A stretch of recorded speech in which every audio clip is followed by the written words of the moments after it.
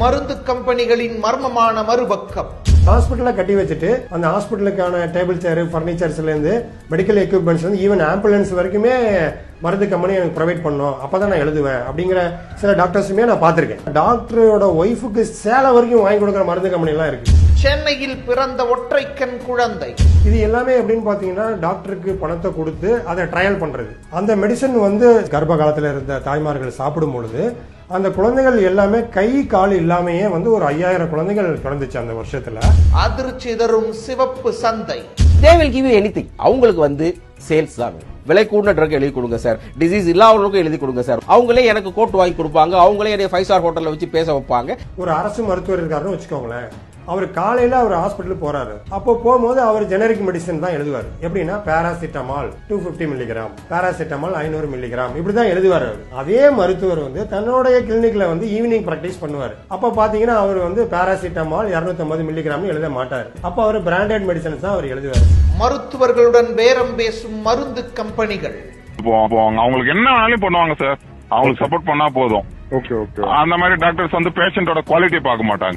Benz sir, pens, bed cover, bedsheet, fan எல்லாமே வரும் sir. ஒவ்வொரு கம்பெனி ஒவ்வொன்னு தருவாங்க சார். லிட்ஸ் ரிப்போர்ட் வெளியிடும் வாக்குமூலம்.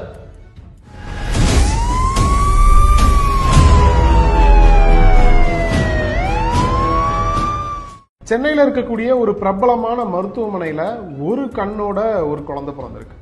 அந்த நியூஸ் நீங்க கேள்விப்பட்டீங்களா? அது எதனால தெரியுமா? ஒரு மருந்தால இருக்கும் அப்படின்னு சொல்லி சந்தேகப்படுறாங்க.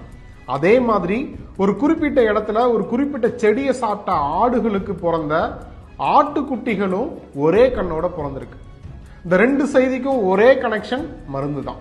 இதை விட்டுருங்க. பிரெக்னெண்டா இருக்கக்கூடிய உமன்ஸ், அதாவது பிரெக்னெண்டா இருக்கக்கூடிய தாய்மார்கள் வந்து அவங்களோட வாமிட்டை கண்ட்ரோல் பண்றதுக்காக ஒரு மாத்திரை சாப்பிட்டுருக்காங்க. அதுவும் சில மருத்துவர்கள் சொல்லி தான் அந்த மாத்திரையை சாப்பிட்டுருக்காங்க. அதோட விளைவு என்ன தெரியுமா? அந்த மாத்திரையை சாப்பிட்ட தாய்மார்களுக்கு பிறந்த எல்லா குழந்தைகளுமே மாற்றுத்திறனாளிகளாக தான் பிறந்திருக்கு. 1 இல்ல 2 இல்ல, 10,000க்கும் அதிகமான குழந்தைகள்.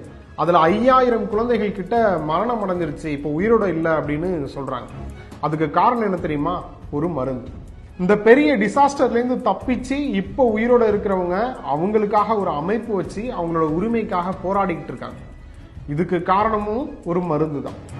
இப்ப சொல்ல போற தகவல்கள் உங்களுக்கு ஒரு அச்சத்தை ஏற்படுத்தலாம், இல்ல அதிர்ச்சி ஏற்படுத்தலாம். ஏன்னா இது ரிலேட்டடா ரிசர்ச் பண்ணும்போது கிடைச்ச தகவல்கள் எனக்கே ஒரு வித அச்சத்தை ஏற்படுத்தி இருக்கு. இது ரிலேட்டடா நான் பேச போறேன் அப்படின்னு சொன்னாலே சில மிரட்டல்கள் வருது. சோ ஆப்வியஸா அந்த வீடியோ எப்ப வேணாலும் டெலீட் செய்யப்படலாம். அதுக்கு காரணமா என்ன வேணாலும் பதிலா நமக்கு கிடைக்கலாம். பட் இதை ரெஜிஸ்டர் பண்ண வேண்டியது ஒரு முக்கியமான ஒரு விஷயமா நான் பாக்குறேன். அதனாலதான் இதை நான் முன்னாடியே சொல்லிடுறேன். சோ இந்த டாபிக்கை பத்தி நம்ம ஏன் பேசுறோம்?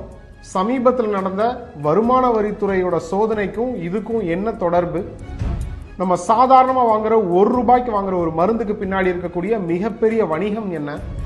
நம்ம கையில ஒரு மருந்து கிடைக்கிறதுக்கு முக்கியமான காரணமா இருக்கக்கூடிய மெடிக்கல் ரெப்ரசன்டேட்டிவ்